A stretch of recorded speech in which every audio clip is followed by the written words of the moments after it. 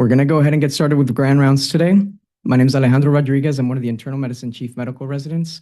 I'll be introducing both of our speakers today. Our first speaker is Dr. Marco Aurelio Ladino Avellaneda. He serves as an associate professor of clinical medicine and the clinical director of nephrology here at the University of Miami. He is also the chief of nephrology and hypertension section and associate chief of medicine at the Bruce W. Carter Miami VA Medical Center. His research interests focus on the intersection between hepatitis C virus infection and chronic kidney disease, as well as kidney transplantation outcomes and expanding access to care with telenephrology. Dr. Ladino's medical journey began in Colombia, where he earned his medical doctor and surgeon degree from the Colegio Mayor de Nuestra Señora del Rosario, followed by his residency and fellowship training at the University of Miami. A lifelong learner, he holds master's degree in public health administration and is pursuing a doctor's in health science. Beyond his civilian practice, Dr. Ladino is a physician of the United States Army Reserve, serving for 16 years with 4 mobilizations. Currently, he's the commander of the 345th Field Hospital in Jacksonville, Florida. Whether in the classroom, the clinic, or the field, his commitment to service and education is highly celebrated, earning him the 2025 Mentor Award at the University of Miami and multiple Instructor and Attending of the Year awards since 2015, alongside military decorations such as the Army Commendation Medal, Army Achievement Medal, Kosovo Campaign Medal, and the Global War on Terrorism Medal. Please help me give a warm welcome to Dr. Ladino.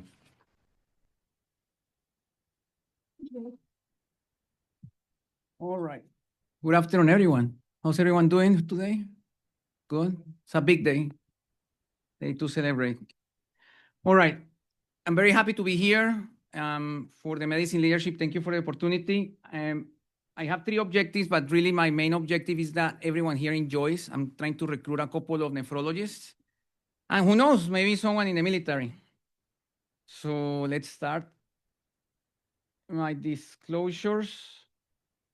As Dr. Rodriguez said, I'm a member of the Army Reserve. I'm a colonel. I'm currently the commander of the 345th Hospital. So if you want to have an idea of what I do, that's a field hospital there. This was in Fort McCoy, Wisconsin, during an exercise last August. This is my whole unit, 300 soldiers that I have to take care of them. A lot of them the age of my kids, so I'm not that old. So it's fun to take care of them, a lot of physicians. The beauty about this is that you do a lot of networking with people across the country. And one of the most diverse institutions in the country is the military. So I know people from everywhere in the country. So that's nice. And this is the year when we build the hospital. This is me with the OBGYN. This is a manicky, don't worry about it. We're just in the exercise.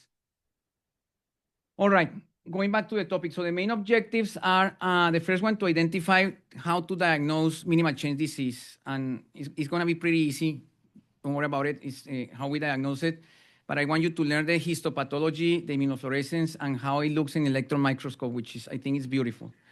Evidence-based evaluation, we're going to use the KDIGO guidelines. So for the ones that don't know, KDIGO is the Kidney Disease International Global Outcomes. It's like the American Heart Association or the American Society of Nephrology, but global, international. Experts from all around the world.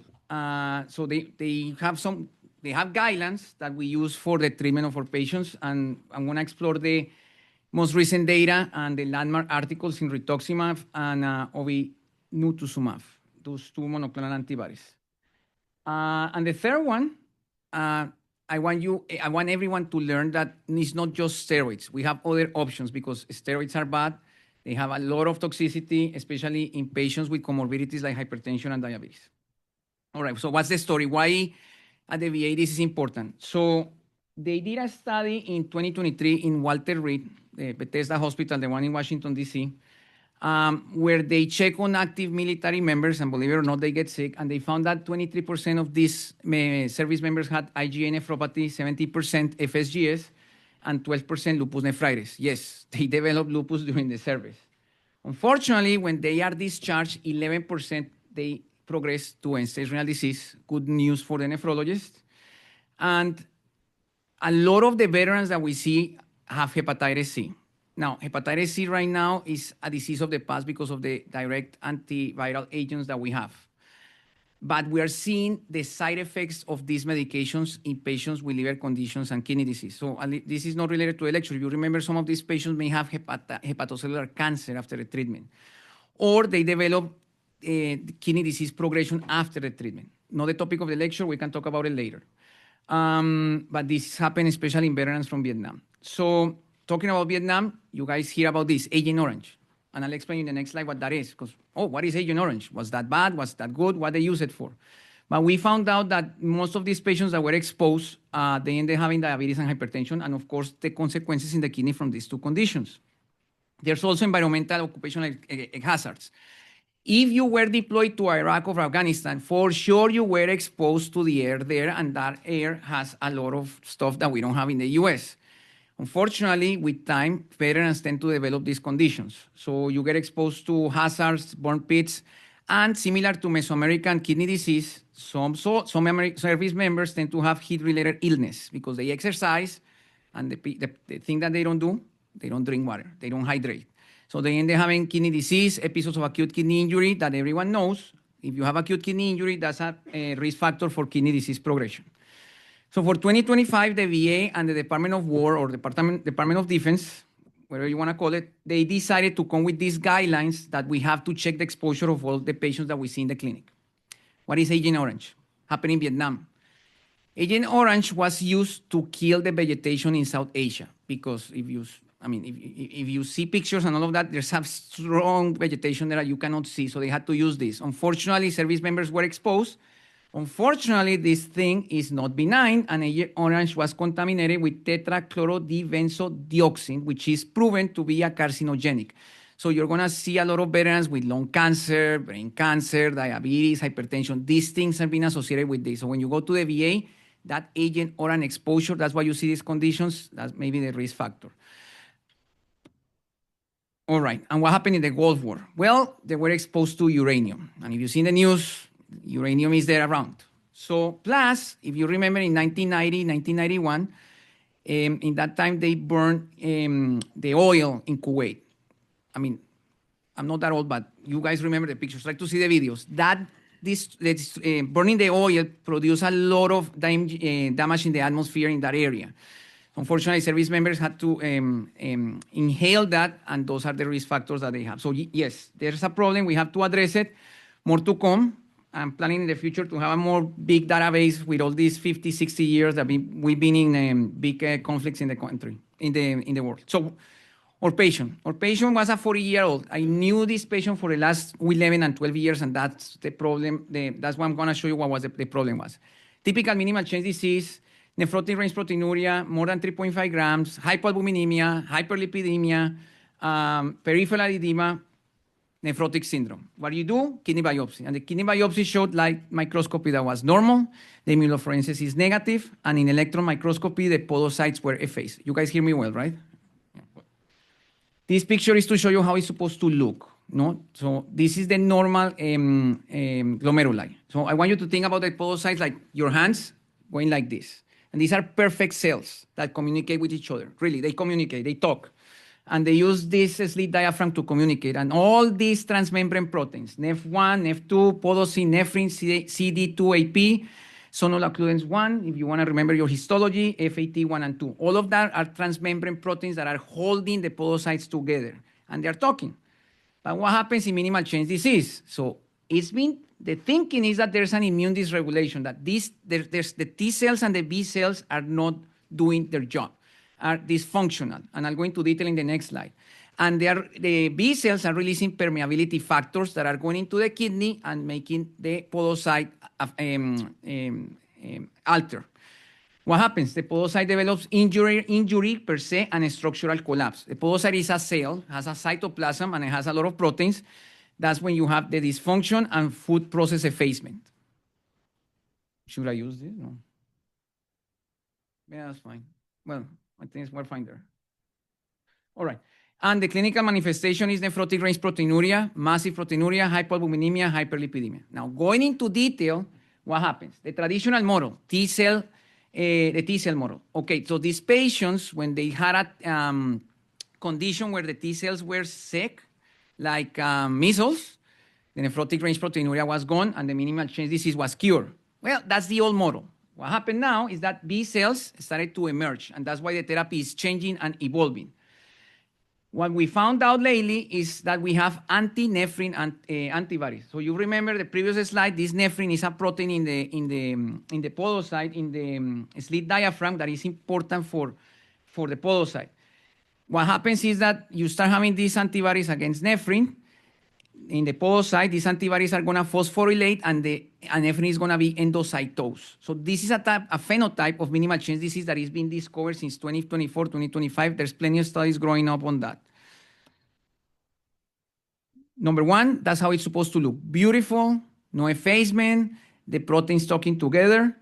Podocyte injury, so this is where you have the problem. This thing here, ANGPTL4, angiopoietin type 4, it doesn't have sialic acid. So that level is low. What happens? That stimulates inside to have podocyte effacement. And you have this CD80, CD4 cluster of differentiation that is upregulated. If you remember, this is important in immunology in transplant. And when this thing is upregulated, you start having changes in the actin in the cytoplasm. That's what is called the that's what happens, and the podocyte changes, and you have food process effacement. And then you start having proteinuria. More into detail, what I was telling you about this angiopoietin type 4, it's upregulated and damages the proteins inside the cytoplasm. And the CD80 is upregulated, also damages the proteins inside the cytoplasm, and it's been used to check the levels in the urine to see how the disease is active. We don't do it, it's very expensive, but that's what they're doing in research. By the end, what happens? This is a healthy glomerular basement membrane from the New England Journal, looks beautiful, but in my right, your left, that's what is disease, and you see how it changes and how the pressures changes. We don't want that. This beautiful electron microscopy on 3D is how the podocyte is supposed to look in the glomeruli, with the inside the glomeruli. So you see how the food process effacements are there communicating with each other. Unfortunately, this is normal. You see, this is the GVM, the glomerular base. Oops. One second. Oh, there you go. This is the GVM, and this is the fingers, the podocyte, the food processes that you have there. And in my right, your left, this is how it looks fused. You don't see anything. Pretty easy, right? It's not that difficult. Pathology is not that difficult. This is not what it's supposed to look. Completely effaced. You don't see the food processes. You don't see those fingers. They're gone. So you see it here on your left side in 2D. I'm sorry. Your right side in 2D, my left side, and your left side, you see it in 3D how it looks, the effacement. But how it looks in light microscopy, completely normal. That's why it's called minimal change disease. There's nothing, completely normal. But you have to be careful because some patients may have focal segmental glomerulosclerosis if the person who does the biopsy, the interventional radiologist, does the biopsy and doesn't capture enough glomeruli. That doesn't happen frequently, but sometimes we have to rebiopsy these patients. Sometimes we question, is that going to change the management? Because we're going to be treating the patient with steroids and calcineurin inhibitors and rituximab and all that stuff. You have to put that in the balance. This patient was rebiopsy. So this is how it looks, completely effaced, but looks normal. And the immunofluorescence, completely normal. IgG, IgA, IgM, beta-1c, C1q, fibrinogen, kappa and lambda, completely negative. You don't see that staining, so suggestive of minimal change disease. So what happened to the patient? So 6 times he relapsed in 11 years, and he got 80 milligrams of prednisone. Have somebody taken prednisone? I've taken in the past. Horrible. It changes you. When you give prednisone to a patient, please keep it in your brain what the side effects are going to be, because it's not fun. He had the prednisone 60 times. He had those changes, those side effects, acne, hyperlipidemia, hypertension, the sugar went high.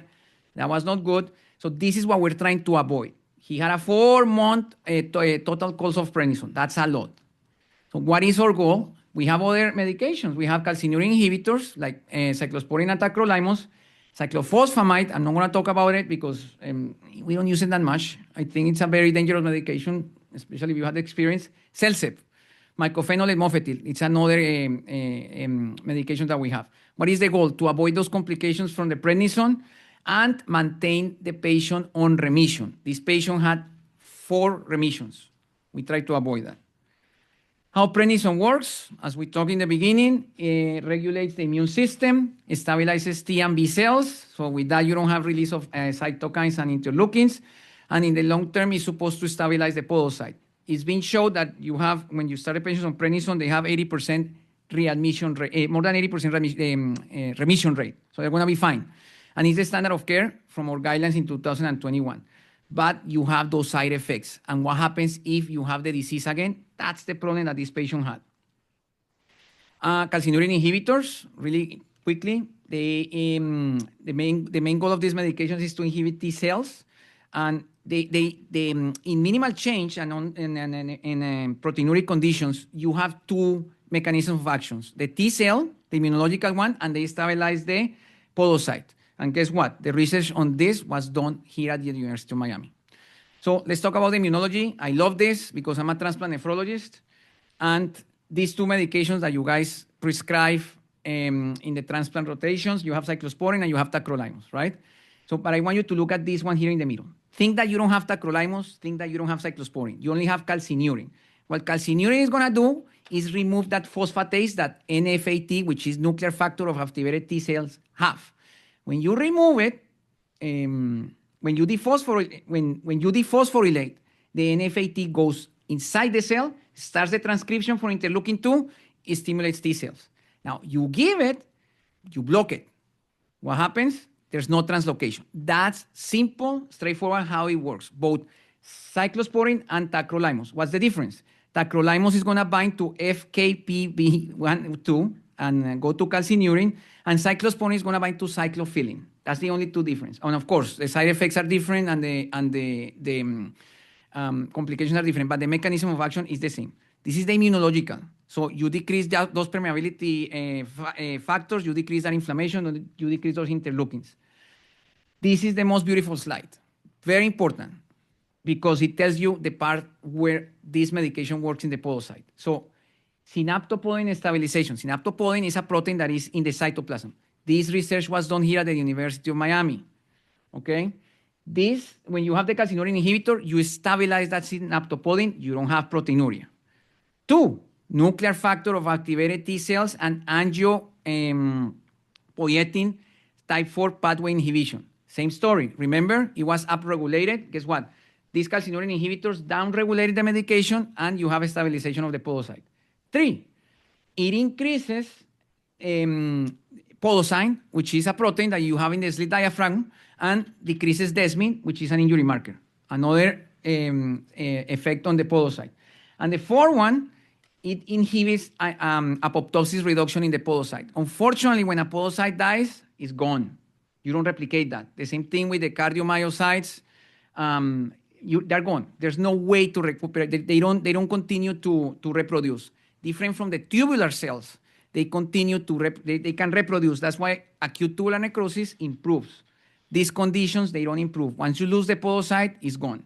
The future is to have cells that are going to do that, but hopefully we'll see it, who knows. So what's the story? Calcineurin inhibitors show to be really good in preventing remission, up to 80%. What's the problem? The side effects of calcineurin inhibitors. Hypertension, diabetes, you have to monitor the levels. When you start these medications, and this is a disagreement that I have with my rheumatology colleagues on a regular basis. My wife is a rheumatologist. So, because the literature that they have, by the way, she follows what I tell her. The literature that they have, they say not to monitor the levels. That's wrong. If you guys know, you can have tacrolimus level that is super high, and then you have acute kidney injury and those complications. You have to monitor the levels. Literature says, oh, levels up to 7. That's too high. 3 to 5 tacrolimus, up to 150 cyclosporine. You don't need to have a big level, a high level like in transplant, to get that antiproteinuric effect. Okay? So it's good. You don't have the complications from prednisone, but you have other side effects. And you have CellCept. CellCept works, but it's not that strong, unfortunately. It helps by stabilization of the cytoskeleton. Believe it or not, it works. And they've been used this in diabetes, but the studies are not clear. it decreases the calcium signaling in the podocyte, which allows the podocyte to produce those transmembrane proteins that I mentioned in the beginning. It has anti-apoptotic effects. Again, when these cells die, it's gone. We cannot reproduce them, and they have a sleek diaphragm preservation capability. So keep that in mind. All right, what is the evidence? Yes, it helps, but it's in remission. It's not as good as calcineurin inhibitors. And this study from 2024, the STAMP trial that was done in kids, it showed that calcineurin inhibitors, tacrolimus, is much better than Celsep. That is still limited, but we work on that. And then we have this, rituximab. And that's what we're going to give to this patient. Rituximab is working. There's plenty of studies now in the last year that shows that rituximab is helpful in minimal change disease by B-cell depletion, T-cell modulation, and podocyte stabilization. Another study done here at the University of Miami, I'm going a little bit faster because of time, this part here. The rituximab stabilizes sphingomyelin phosphodiesterase acid-like 3B, which is SMPDL3B. It downregulates when you have the disease. You give the rituximab, you are able to keep this SMPDL3B there in the podocyte, so you don't have the effacement, you don't have the condition.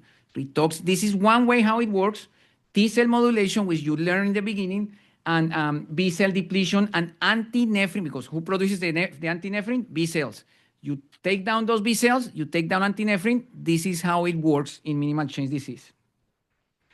But to make things better, who wants to do hemonc, or who's a hematology oncologist here? There you go. To make this better, we have this medication from you guys, which is obinutuzumab, right? That one is stronger than rituximab because it's a humanized type 2. Rituximab is type 1 anti-CD20 monoclonal antibody. It's glyco-engineered, it's cytotoxic directly, works with antibodies as cytotoxicity, but compared to rituximab, doesn't use complement for cytotoxicity. That's the big difference, but it's much better. In oncology and hematology, depends on the condition that you want to treat. But in minimal change, it works on those patients that don't respond to rituximab. It's that good that it works. Recent studies. These three medications, voclosporin, Bruton's tyrosine kinase inhibitors, and ofatumumab, acrelizumab, which is also anti-CD20s, literature is not that strong. Rituximab is the answer, or obinutuzumab. So what we did to the patient, he relapsed, we get the steroids, we're going to give him rituximab. How we're going to give it? 3 doses, one, the first dose, then 2 weeks later, and then 25 weeks later. And we expect to have an improvement. What we're trying to avoid is diabetes, hypertension. Of course, if they develop diabetes, SGLT2 inhibitors, GLP-1 agonists, if they develop hypertension, ARBs, ACE inhibitors, you guys know this well. So, and we take care of that. And in the community, if they cannot take care of, if they're resistant to rituximab, they can refer to a tertiary center like ours. Comparative, how we're doing it, to summarize, rituximab, that's the answer by the end. 3 questions. Do I have to do them? No. For the public. I'll do one quickly because of time.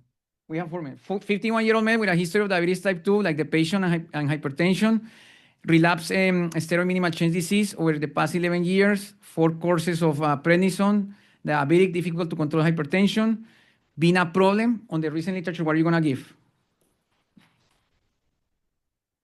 Huh? Rituximab.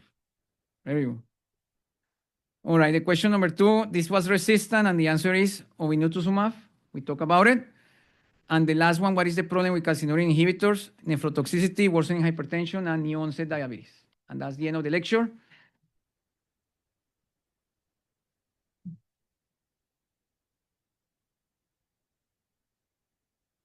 Good afternoon, everybody. My name is Naresh Punjabi, the Division Chief of Pulmonary. Dr. Deshpande and Dr. Weiss had other conflicts, so I'm just substituting. I'll just start with a quick question.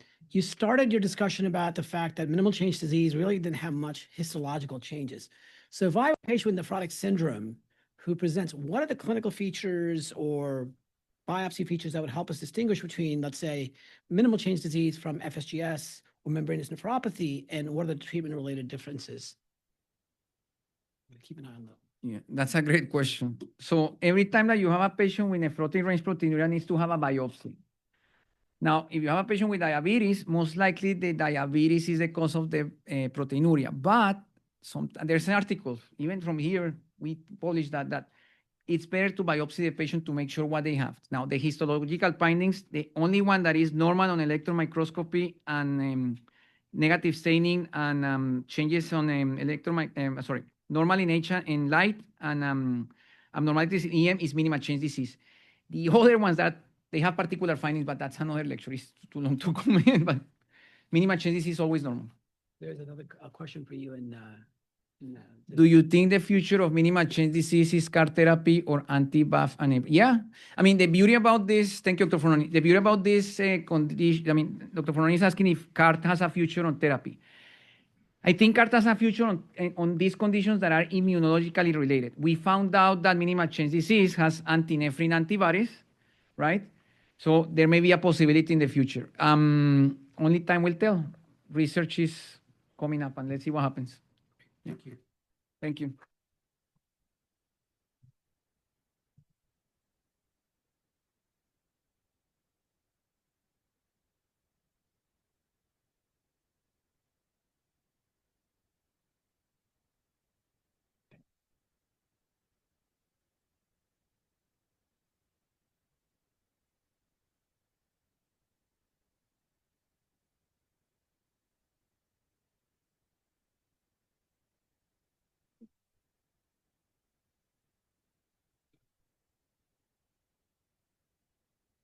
Okay.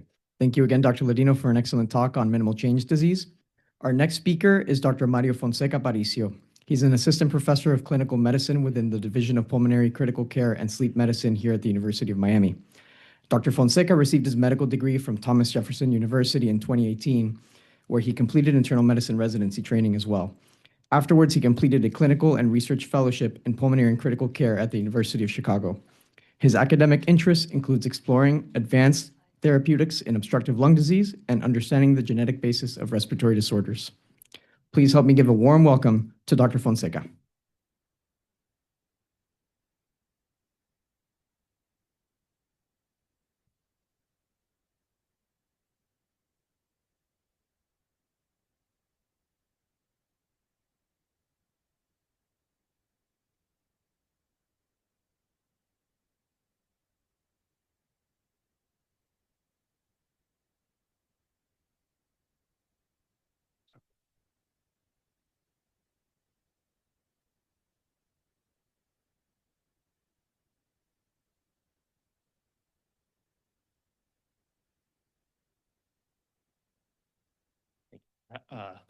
Thank you for having me. Really, the focus is going to be mainly twofold. It'll be going over diagnostic dilemmas that we see in the real world and the application of of COPD, and then also correcting things that we can always correct in the treatment of COPD.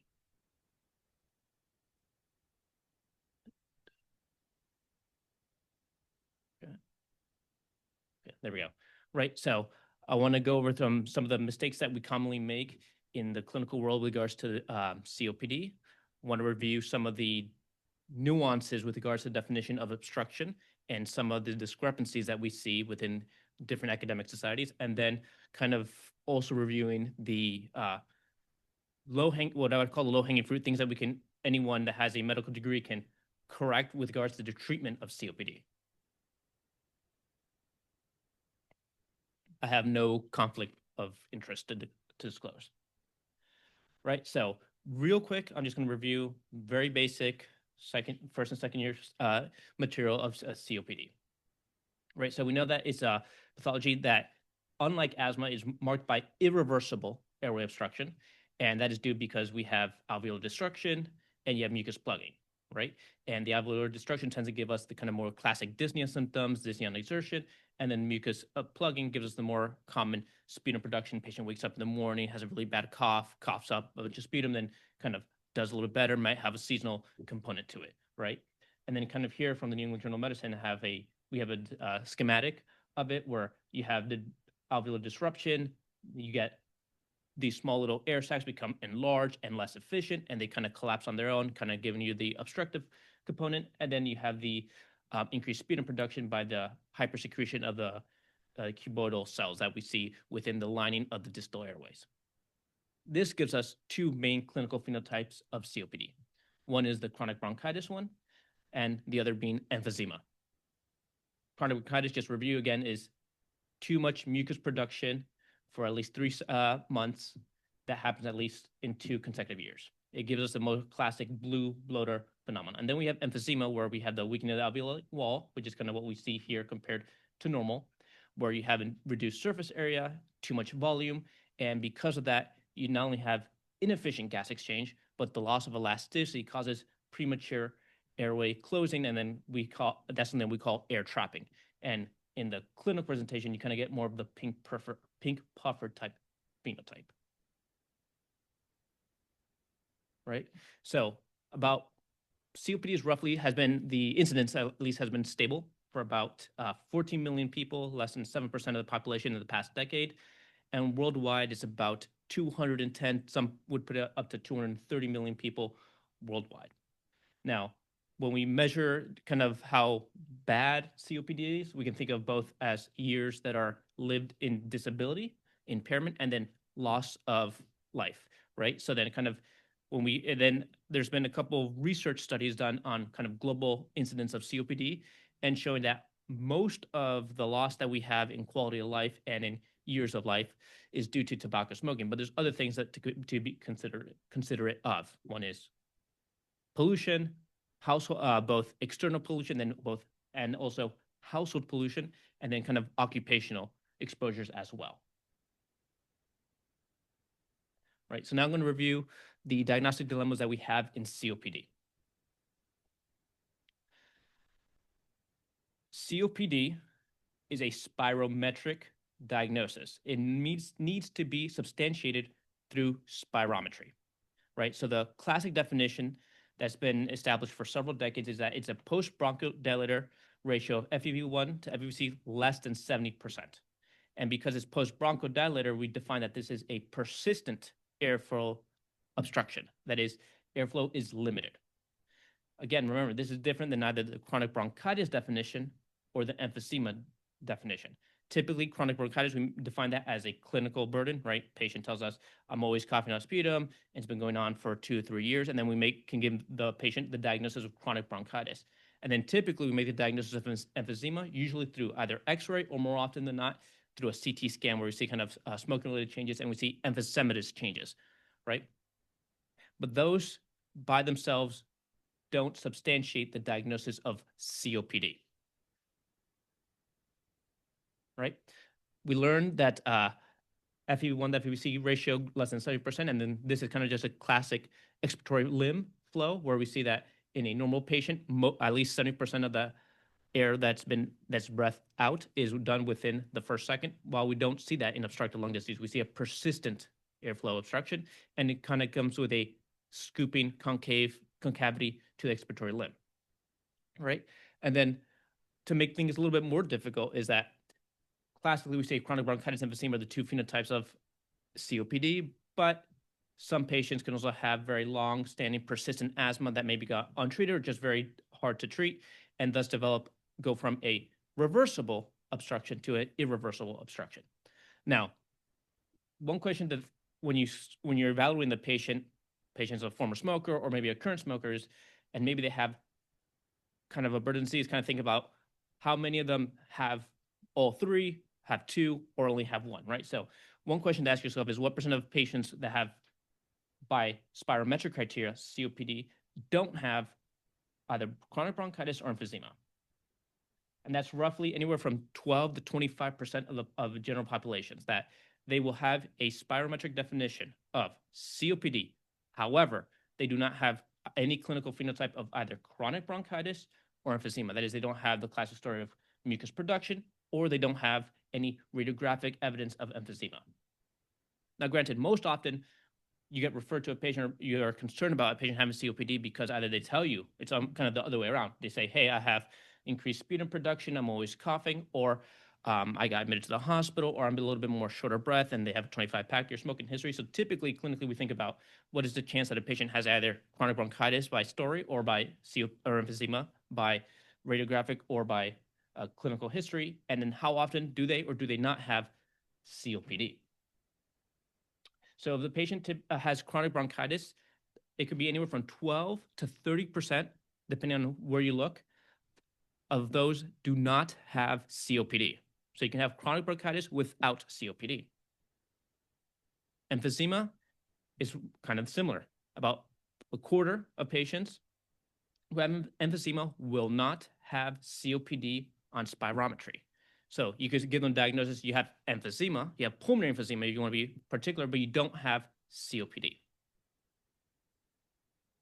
Now, very often we'll get referred patients have COPD, or you're looking at kind of the one-liner of the patient, 74-year-old man with hypertension, diabetes, and COPD, and you realize, you kind of look through their record and you see that they don't have any spirometric evidence of COPD. So yes, for any patient that you're concerned that has COPD, you need to have some form of spirometric evidence. Your pretest probability may be high, but you need to have some spirometric evidence of COPD. In a 2023 meta-analysis, over 20,000 patients, about 40% were overdiagnosed with COPD. They might have had a history of either chronic bronchitis, maybe COPD, quote unquote, COPD exacerbations from their urgent care, or emphysema, or maybe a former smoker with some shortness of breath. However, despite all that, 40% of them were overdiagnosed with COPD. In the primary care center settings, it's at least 50%. Right? And of those that had a mislabel, that is a false positive diagnosis of COPD, almost half of those were on respiratory medications for COPD that they did not have. Wake Forest actually did a review a couple years ago of patients that had the diagnosis of COPD. It included over 27,000 patients. Only 16% of those patients had pulmonary function test, at least internally, and 84% conversely did not have any evidence within their record of having performed spirometry. And of those that had pulmonary function test, only 64% of those had evidence of obstruction. So because a patient presents to you with a story of chronic bronchitis, or their CT shows some emphysema, it does not mean that they have COPD. You need to have spirometry in order to make the diagnosis of COPD, because then you get situations where you have overdiagnosis, maltreatment, and so forth. Now, to make things a little bit more complicated, there's now multiple definitions of COPD.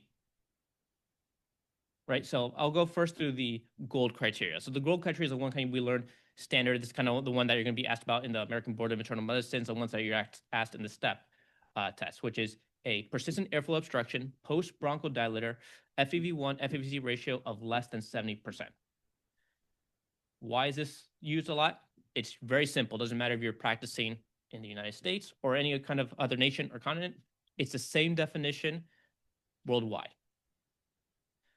The reason why this definition is still important to know, besides the fact that it shows up on your board exams, is because almost any COPD trial includes, by definition, the GOLD criteria for COPD as for inclusion.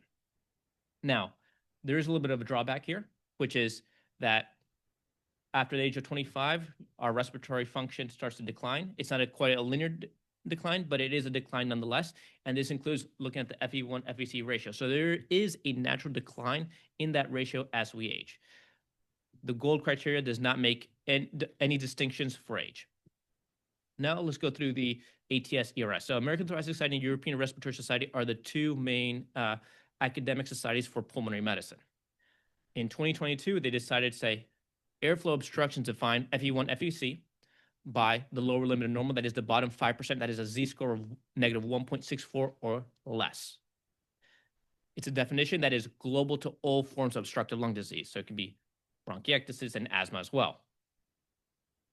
The reason why this is important is because in retrospective reviews, patients that met the lower limit definition had worse more likely to get diagnosed later on with either COPD, more likely to get pneumonias, more likely to have poor quality of life scores with regards to exercise capacity. So there's clearly is some functional limitation that these patients have.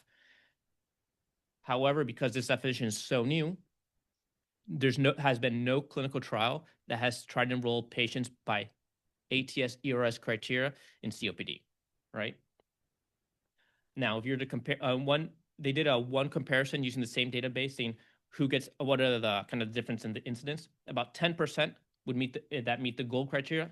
About 8% meet the ATS-ERS criteria. So there's clearly significant overlap, but it's not a perfect 100% overlap, right? And this is kind of a graphical representation of this case. This is not based on any patient data. And again, this is a linear decline.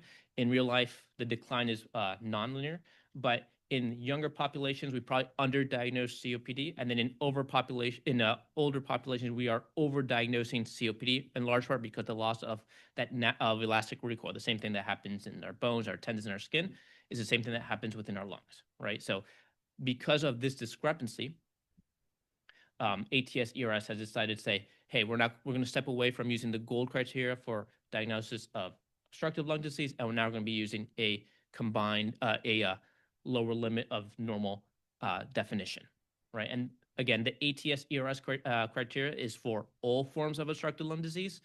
The COPD one is not, it's just for, the gold one is just for COPD. Okay. Now, does it matter that there's multiple definitions, right? So I think the answer is pretty much yes, because I think a lot of times we see a diagnosis attributed to a patient and we see this, they come to urgent care short of breath, we're automatically going to say, let's treat for COPD exacerbation, or let's put the patient on inhalers. So you can have overdiagnosis, and then because you have overdiagnosis, you can have overtreatment. Moreover, you have also kind of patients in at least the younger cohorts where they get underdiagnosed, and you can maybe have more evidence to say, hey, look, you're already having some form of impairment in your lung function. You should really stop smoking, or you should really try to make this or that other modification. So I do think that you should be aware that now we have two definitions of obstructive lung disease, and that maybe with regards to inhalers, you might still rely on the gold COPD one, but understand that we are now detecting patients that have impairment in the lung function with actual real world consequences as well. Right? So the next thing I want to focus on is what I would call the low-hanging fruit with regards to the treatment of COPD, right? This is mainly going to be trying to pick the right inhaler, and then also a very non-toxic form of therapy called rehabilitation and exercise. Unfortunately, no cigarettes will be given. Many patients will kind of give you a little panic attack when they say, like, they tell you, oh, I'm taking the red one as my inhaler. And you're asking, oh, you have to be more particular. Sir, that's not enough for me, right?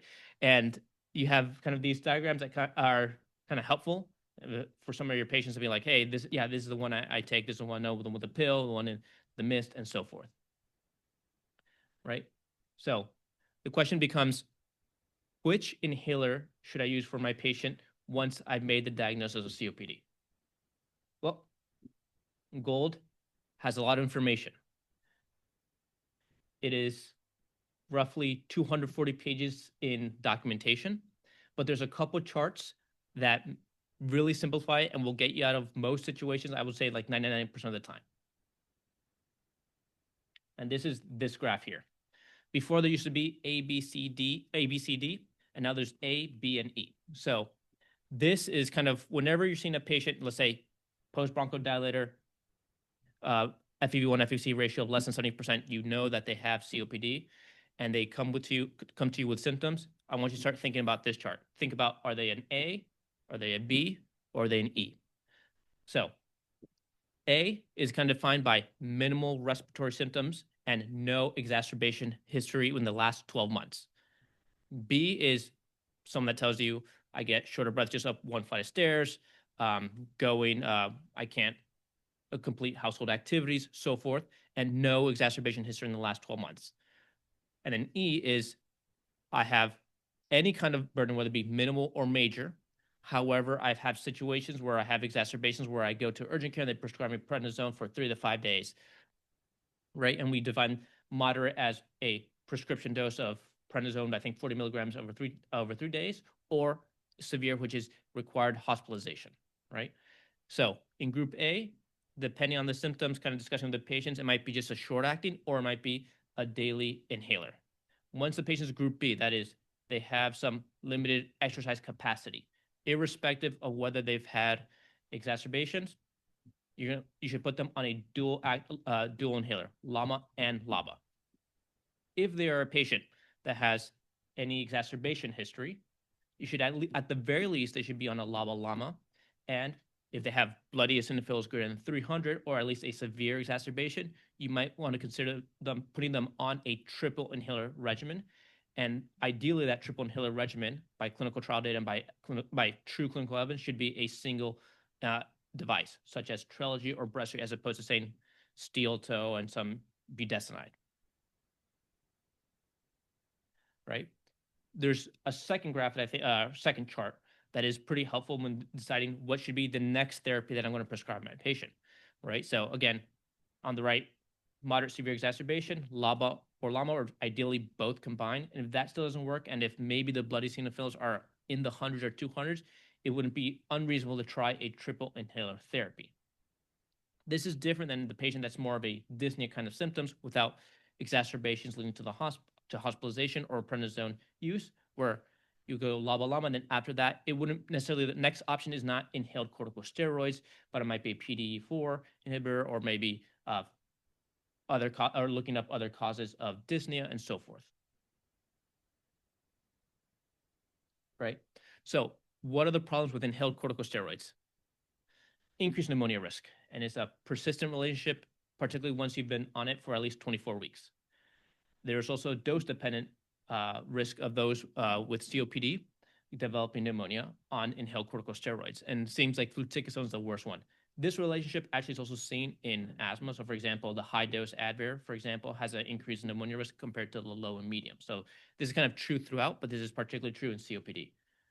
Thrush, same thing. The relative risk of developing a thrush infection is almost 3 within a given year. And then there are significant systemic side effects as well. There's osteoporosis, glaucoma, cataracts, type 2 diabetes. And in this same study, they found recurrent pneumonias being greater over 2, right? So this reason why this is important, kind of remembering that not all inhalers are the same. You need to know exactly why you're prescribing the patient, that the treatment for asthma is different than treatment for COPD. Yes, they're both inhalers, but the medications that are used differs, and it has significant consequences to the patient's life.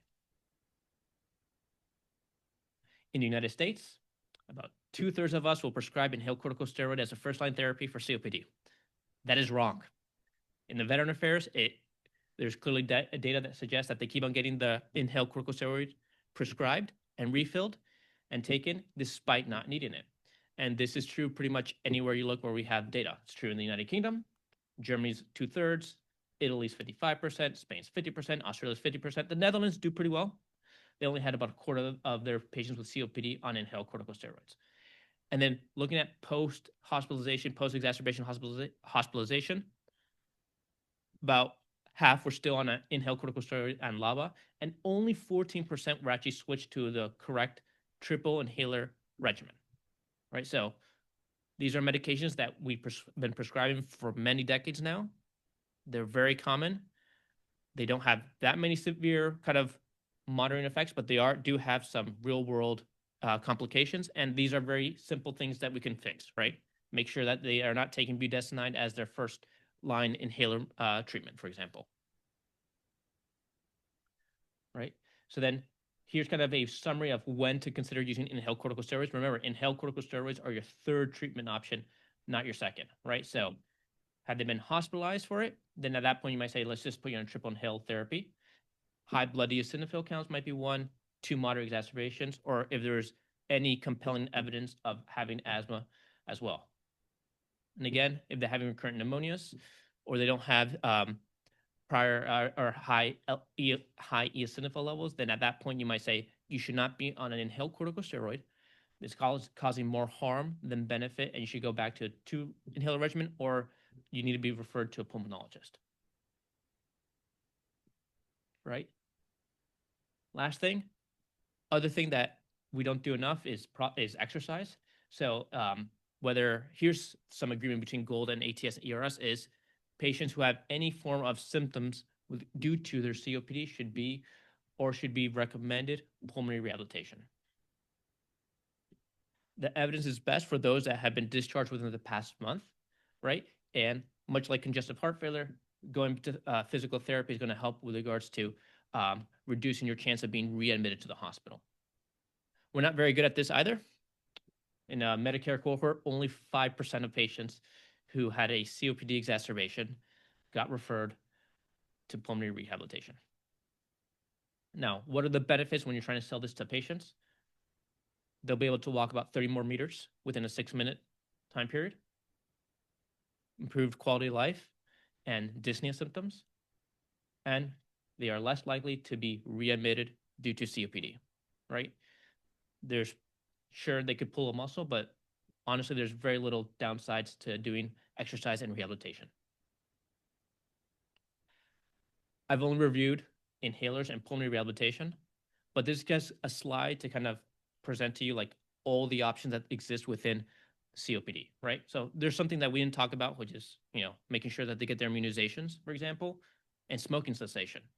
That's that should be universal, not even to those with COPD, but those are pretty important for those within COPD. Then we talk about inhalers, whether it be short-acting, long-acting, triple therapy. But there's other pharmacologic therapies that we can offer. Azithromycin post-hospitalization for COPD, for example. There's some evidence there. There's now some evidence on using biologics for those that have maybe some eosinophilic component to their COPD. We didn't talk about oxygen, non-invasive for those that may have some hypercarbonic respiratory failure. And then there's very advanced therapies of endoscopy and transplantation and surgical lung volume reduction. But again, I just present this just to review that there's many options for the treatment of COPD, but I just thought that, malprescribing inhaled corticosteroids and making sure to understand that there's now 2 definitions that we use of obstructive lung disease are kind of the most important things I think that any kind of generalist should know. And to review, if you think your patient has COPD, make sure they have a post-bronchodilator spirometry or pulmonary function test, right? Remember, there are 2 definitions. There's a classic GOLD one, and then now we have a more broad one for all forms of obstructive lung disease. When you might order a pulmonary function test report, you might find out that the patient says evidence of or no evidence of obstructive lung disease, but you want to know the interpreter's definition, right? Because you may find one place that uses ATS ERS criteria, and another place that just uses the GOLD definition, right? Remember that you should recommend your patients do rehabilitation. Make sure that inhaled corticosteroids are not the first-line therapy, but in fact, it is the third-line therapy for those with COPD in inhalers. And again, whenever you're treating a patient, think, are they a GOLD A? Are they a GOLD B? Or are they a GOLD E? And that's going to get you out of 90% of situations, okay? And that's all I have.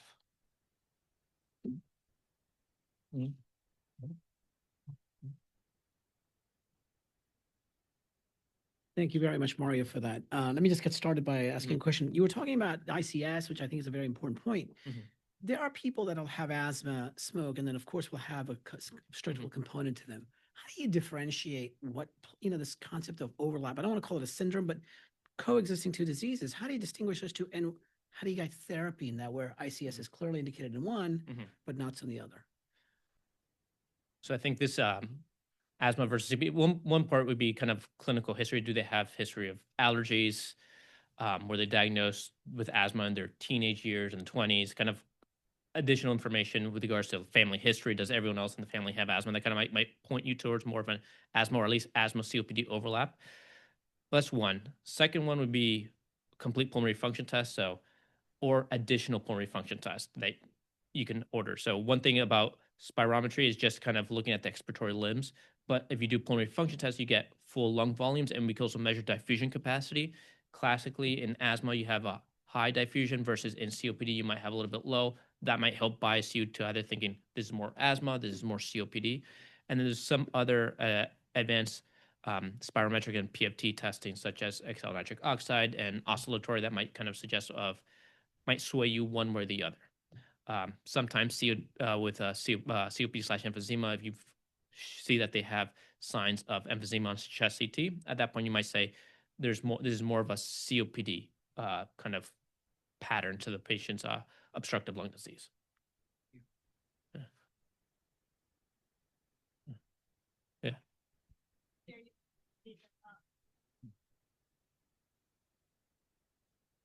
So I wanted to focus on the first part of your presentation a little bit, where you talked about how emphysema and chronic bronchitis are different from COPD, but eventually the data we have for morbidity and mortality, I guess, are COPD. So I was wondering if there's any data that shows how soon or how frequently the blue bloaters and the pink puffers progress to COPD, or in other words, what we could tell our patients to like help them stop the insulting factors. So off the top of my head, I don't know what the time course. I think most of the time it's like within 5 years, but there are some patients that will have with emphysema. Typically, they will eventually be diagnosed with the classic COPD. So it might be kind of go from 1 to stage 2.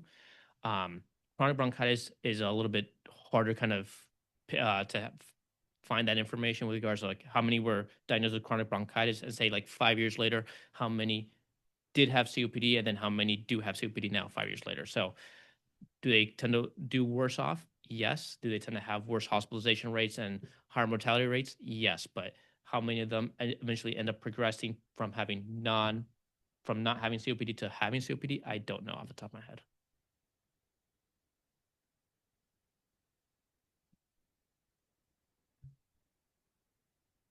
Thanks, Mark. I can speak a little bit actually to this concept of pre-COPD. So there's actually been one RCT where they looked at pre-COPD that was published about 3 years ago, where they gave people a bronchodilator that did not have spirometric obstruction but were still presented at risk for progressing. The trial was negative, and so understanding sort of what phenotype progresses is real interest to the community. Yeah. I want to go back to sort of to that idea of Z-scores or L. I think that's been very welcomed in the field. I mean, this idea of fixed obstruction of 70% goes back to the 1960s, and Z-scores definitely feel more personalized. But this concept of normal is historically fraught. Can you speak a little bit to sort of how we define normal and how that dialogue's changed within the pulmonary community? I mean, it's almost kind of like how you kind of decide like statistical significance. It was kind of like a group of people that were kind of smart, just said, hey, I think this is kind of like a arbitrary, but makes sense. And I think part of it is because it was thought to be, we had to do this in not only high income countries, but middle income countries and low income countries. These middle and low income countries don't have kind of large population data sets from which they can define a kind of a normal set, Gauss distribution of what is normal and abnormal. And I think because that just kind of sticks, because it's just at least we're offering something. It's kind of like at least we have something to offer versus the ATS ERS, at least in high income countries, might be a little bit more illustrative of kind of what is truly going on within certain population. I think also knowing that we see patients, I think this was first brought up when knowing that, hey, we're probably overdiagnosing patients with COPD after the age of 70. And I think that's kind of what gave the first clue. And then afterwards looking, hey, there are patients that are in the lower limit of normal in the younger cohorts that do have worse outcomes. There's clearly some kind of abnormal disease pathology that's going on. And then maybe something I didn't mention explicitly is that the inhalers have clinical benefit in those that have COPD. The trial that was just mentioned is called the RETHINK trial. It's RETHINK with a C as opposed to the K, New England Journal of Medicine 2022. Emphysema, but without obstruction. And that was a negative trial. And B, there's no clinical data.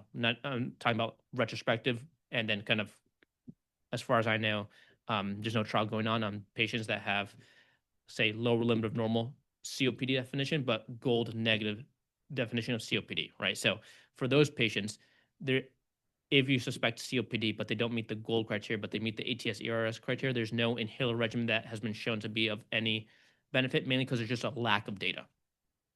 Yeah. Great. I think there are no questions. Thank you very much. Don't forget to